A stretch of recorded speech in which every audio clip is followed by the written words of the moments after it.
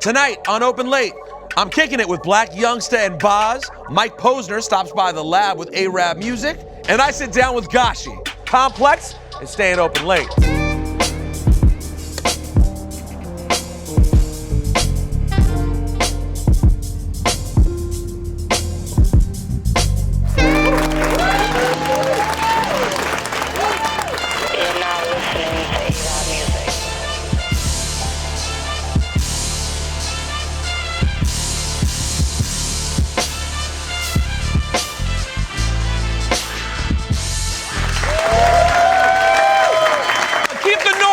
For araabMUZIK one time.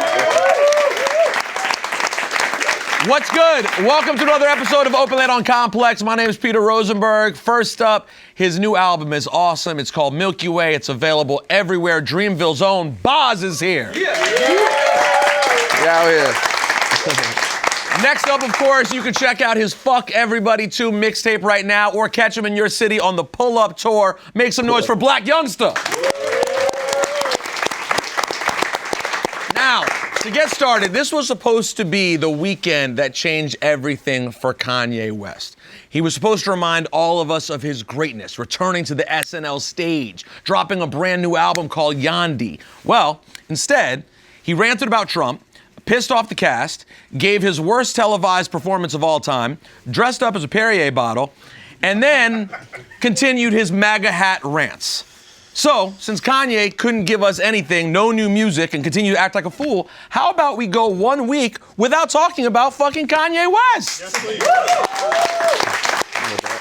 Let's talk about an album that was actually released, the Carter 5. Yeah. That's right, Weezy is officially back in the conversation with his new album that includes, in my opinion, some of the best work he's had in years. It features Kendrick, Travis, Nicki, many more. But some people out there do feel that a 23-track album is too long in the streaming era. I don't know about that. To me, it's always like, you listen as long as you like. Chris Brown just did a whole, double album? Like 43 on that one. 43 songs. Like, this Wayne we talking about, like, it could have been 50 songs. It's cool. Well, and especially for a guy who's so prolific. I mean, Wayne never stops making music. He has so much. So to narrow it down to 23 or whatever it was, no, that was narrowed down from like 9,000. So, and that's like years of him working on that. Exactly. Trying to get all them thoughts out. Like, and nowadays people, they gonna pick 2-3 songs they love. That's gonna be their favorite for a minute. Then they gonna go to find another 2 or 3 they love. Like, they gonna get to sit with it. We ain't had Wayne in a minute. I know, and the first 10 are so good. Me thinking about it, I'm sitting here thinking about it now, about me being an artist and recording. Like, you gotta think about it, it would have been on hold for like 5 years. So it's 5 years, you know how I get, you 1 month in trying to for real pick this or pick that. Like, it was light. I expected 30 songs. If Wayne decided to not put out any more music, what do you think Lil Wayne's legacy would be right now in hip hop? I think he legend regardless, like no matter what. Like anytime you go 5 years and they want and they comes and ask for it over and over again, like over and over, you somebody. Like, it don't matter what go on, he already did what he's supposed to be done. So it's time for somebody else next. Bas, what do you think? If it was to all end today, Weezy stopped putting out music. He's fully a legend because you always got to look at the generation that inspired. And you probably look at the kids now, like, who inspired them more than Wayne? Nobody. Yeah, nobody. You know, so you can't deny that. Like, that footprint ain't going nowhere. Now, Logic just dropped a new album as well, Young Sinatra 4, and he reunited all of Wu-Tang on a song called Wu-Tang Forever. Now, if you could reunite any group on a song of yours, who would that be, Bas? You know what, man? I might go like Digital Underground. Yo, I could actually see that. Yeah, right? I can hear that. I listen to their stuff and I be like, man, like, I would have done something with them. Well, what about you? I'm going with 3 6 Mafia. I'm crunk. Woo! And I'm from Memphis. And you, but that would be. So you've actually probably fantasized about this. Yeah, of course. But like with me, like I said, I'm crunk. I'm going off. This is my vibe. It's me.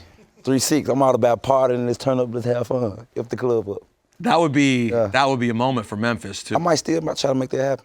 So if I task you with this right now, will you tell all of America? I gotta make sure. I gotta make sure. I gotta just make sure. Like you know, yeah. I probably can do that. All right, I might can do that. Yeah, I probably can do that. You got to do it. Yeah, I probably do that for you sure. You promised all of us. It's cemented right now. Yeah, because the thing is, like, it's like one thing I respect about 3 6 is they like no matter what the situation is, like even with Wayne gonna be going back to Wayne's situation, he gonna be here forever because he always respect who coming up. A lot of people they don't respect who coming up. So that's why I was like 3 6 and I respect them, and I always want to do something with them because they already respect who coming up out the city. I'm gonna give the obvious backpacker hip hop head answer and say, you know, Outkast would be who I'm trying to get on. Oh yeah, if I could do it. Yeah. I mean, not that it's Outkast. I feel like Outkast. But they've gotten together before. Yeah. But that would to me is, if you can be the man who or woman who pulls Outkast together for a record, that shows something right there. All right, before I let you guys go, we like to open the floor up to our fans out there and debate a hip hop topic that needs to be discussed. This is called Settle It For Me. Tonight's Settle It For Me comes from Twitter user BSwell. What female MCs could make your top 5? Settle it for me, Bas. I mean, Lauryn Hill could make top 5 female or male. Absolutely. Nicki, I'm from Queens. Shout out to man, it's like, it's fast and it's rapid and it's current, but you gotta say Cardi's impact is like, Facts. I don't remember really seeing that. Like, you know, she's doing like Spanish records that's going crazy. She's doing like, she's barring niggas up. Like, I was about to say, and keeping the long tradition alive of getting in strip club fights while doing it all. that's, you know. It's hip hop history right here. Facts. She Youngsta, what woman do you think belongs in the top 5 MCs? I'm gonna get to Cardi because she crazy. I get to her first, and I get to Nicki, Remy. Make some noise for Remy Ma. Yeah. I say that because she will come up here and whoop every one of your asses for not saying it. I say, look Kim. Throw Remy on my list too. Yeah. Be safe, Bas. Add her right now, please. Kim too. Yeah, I used to want to hear her when I was little. So I give it to Kim for sure. Actually, we have someone special who chimed in on this week's topic. I ran into T.I. earlier, and here's what he had to say. Lauryn Hill. Yeah. Why Lauryn? I mean, I think she's probably the greatest to ever do it. You dig? I felt like, you know, her flow was effortless. It wasn't too much of one style. It wasn't too much of another style. It was diverse. It was skillful. And, I mean, she out-rapped a lot of dudes. You know what I mean? Ladies and gentlemen, make some noise for T.I. one time. He also, of course, Lauryn Hill, it could be on anyone's top 5 at any given moment. She's one of the greatest to ever do it. Now, let's take a moment and talk about your guys' projects that you guys have out right now. Bas, you have the floor. Tell us about Milky Way. What makes this project so special? I think I came into a sound. You know what I mean? I feel like like my personality, if I could put it in the sonics, it's that album. Youngsta, please tell me the difference between Fuck Everybody 1 and Fuck Everybody 2. It ain't no difference. You know, some people forget. So the thing is, like me, it's like, I think I like I said, I like making fun music. I can do the real rap and all this shit, but I'm a You fun seem person. just as happy to be the personality performer Blac Youngsta as artist. Yeah, I'm like, cause I ain't no rapper, so I'm an entertainer, so I don't really, you know. Well, one thing that I think is really interesting about you is you've made the stacks of money obviously part of your brand, Yeah. but you don't seem to take yourself seriously at all. For kids at home, like I go to the bank and get the money, like, you know what I'm saying? Like, so it's You like, take it out to show it and put it back in the bank. Like this is what you do. So the thing is, like, I'm happy because I know I'm good regardless, whether rap keep going for me or not. You know, I don't. Now you have to be careful. Isn't it true that if you get caught with over a certain amount of money on you, it's a crime to just have that much money? I think it's on if you? you're traveling. I catch that crime every day. Real talk. I might catch it today. All right, ladies and gentlemen, make some noise one time for Bas and Blac Youngsta. Now, our very own Open Late musical director, yes, musical director, araabMUZIK has worked with everyone from A$AP Rocky to 50 Cent, and now we're gonna give you a little sneak peek at the production process. Check out what happened when Mike Posner dropped by our studio to hang out with araabMUZIK. How many of these do you have? 80. Seriously though? Man, like 12, 13. I have like 6 guitars, but I have one. It's like my guitar. Is that one? Yep. This is your version of the guitar. Does it have a name? Well, yeah, Jack. Jack. Jack by day, Jeff by night. Why? That's just the random funny names. So you working on something? What's going on? Album is done. It's done, but but maybe we can do some new stuff. sure. Who knows where it ends up? Yeah, definitely.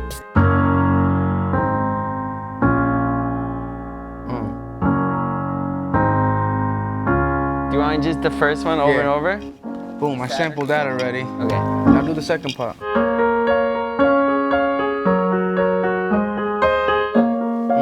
Got it? Got it. Yeah. Who played that, bro? Sounds good. Look how fast his hands go. You know?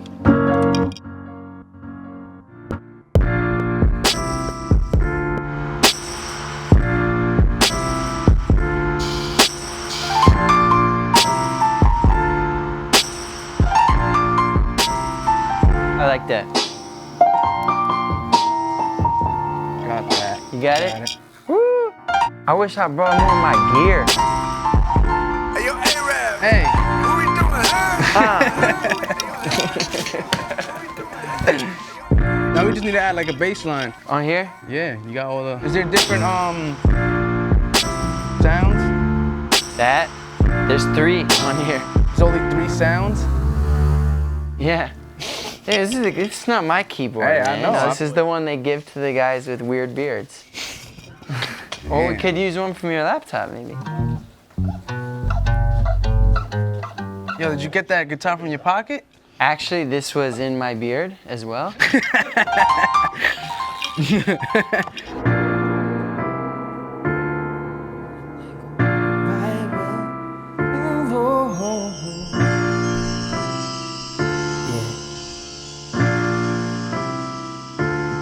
Feel like I'm by myself. I've been running, I've been trying to find myself. Even when it's hard, I know I'ma be right. All goes away in time, away in time.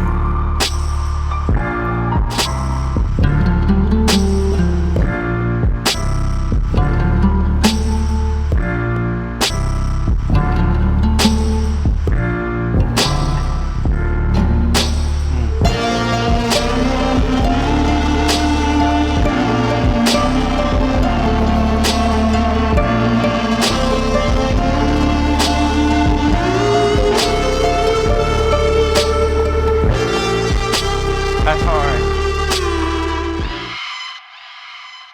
That's gonna be sick. What we doing, huh? You're incredible. So Thank you, man. it's Likewise, really bro. cool to watch you.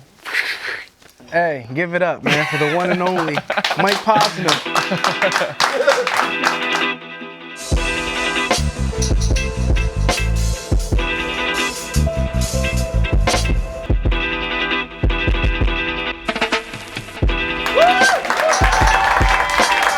Very excited for my guest today on Open Late, one of the hottest up-and-comers in the game. And not only that, I've watched the whole thing. Ladies and gentlemen, make some noise for Gashi one time. Thank you. First of all, congratulations on all your success recently, man. Thank you so much, man. I can't believe I'm here right now. And your French co-signed you big recently. Crazy. I got super cool with French. I played him my album. He was so blown away by it. And he's like, I want to hop on this one, and this one. I was like, all right. Like, he's like, this one for sure. Creep on Me is the record produced by Circuit, who's produced like all the Weeknd stuff, majority of it. You've been grinding, man, for a long time. How long's the grind been for Gashi? It's been about almost 10 years now. Almost 10 years? Almost 10 years now, yeah. Wow, make some noise for that, y'all. Yeah. Some people get in this and it happens in 1 second, and some people's path is way different. When did you figure out that your path might take a little bit of time, a little bit of work? I think it hit me around 2011. Cause I came in, I started doing the music thing, like rapping, really taking it serious around like 2007 or 8. And then I dropped out of college. I was bagging French Montana's mixtapes at the time, 2010. And I was like, yo, watching him come up, I was like, I could do it too, you know?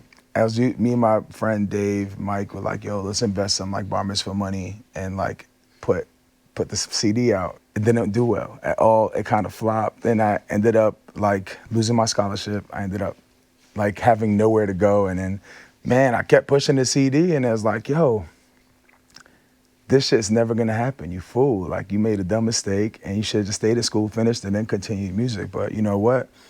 I kept pushing, and I told my mom I was gonna go register to school Monday, and I recorded a song called Who Made Me.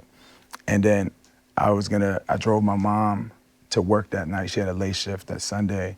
And then the song came on the radio. And it was like, I was supposed to register Monday and quit rapping. but some guy named Rosenberg played my song. Yeah.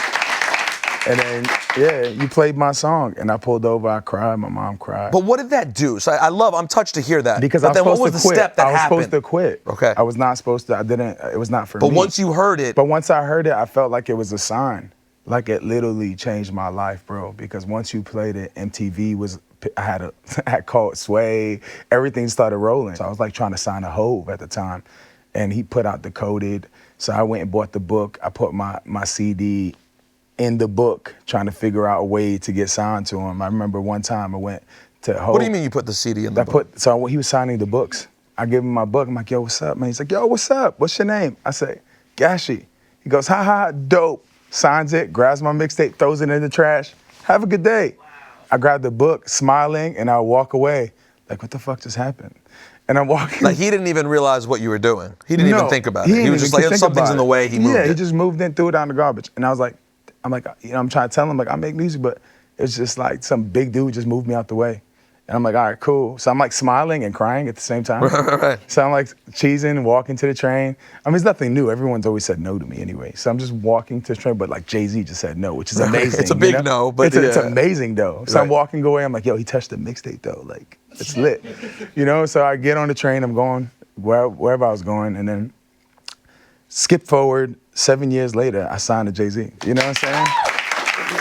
Now, I want to talk about your parents for a second. Yeah. Speaking of your family, just real quick, can you just give us the quick biography of how the Gashi family ends up in Brooklyn? Okay, so I was born in Africa. I was born in Libya, and I'm from Kosovo though. So the war happened. My parents moved to Libya. My mom was a nurse, and they were part of this refugee program, which helped them.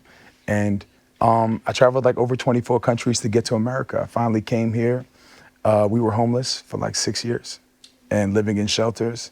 And then we basically slept in a synagogue for a while. And then the guy, somehow, some way, we ended up getting a 1-bedroom apartment in a building in Brooklyn where that was my first apartment ever, which is apartment 23, which I got tatted on my finger. It's like the first home I ever had in my life was apartment 23.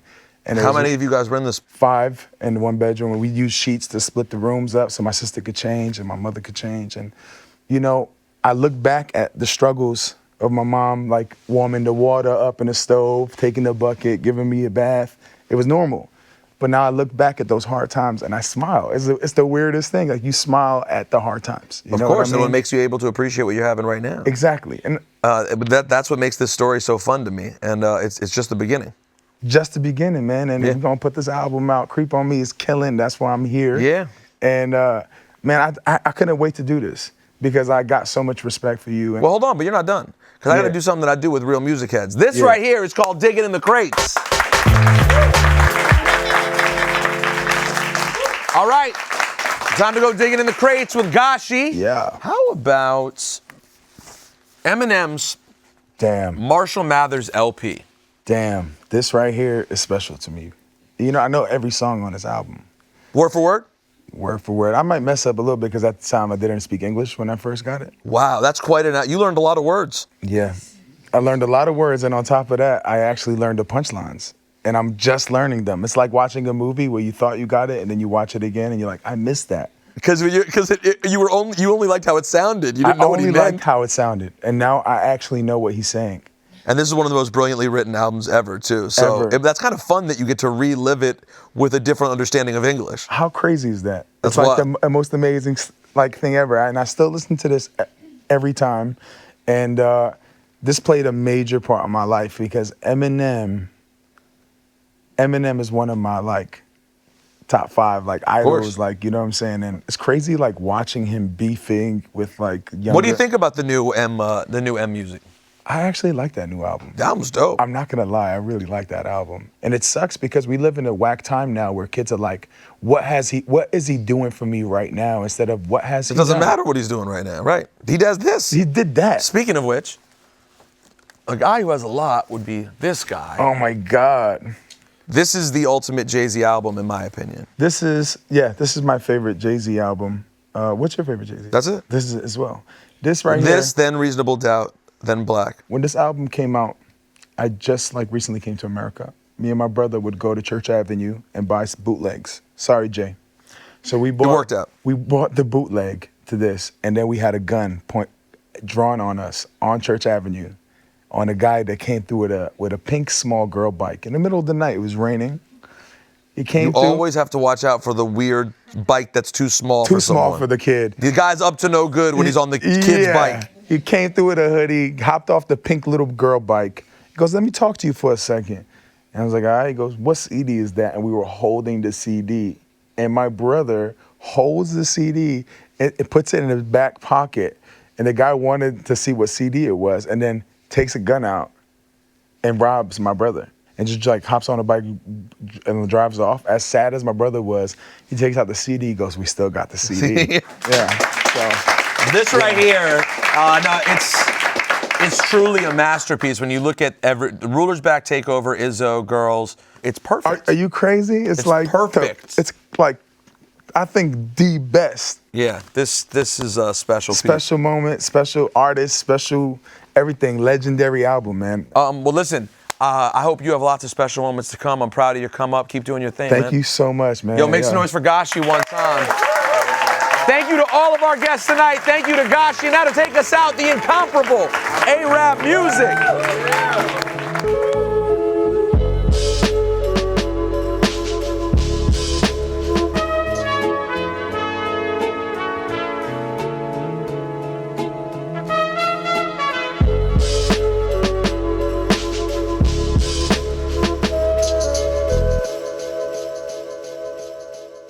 Hey, thank you guys so much for watching. Open Late is always open on Complex's YouTube channel, and so are all these amazing shows. Check them out.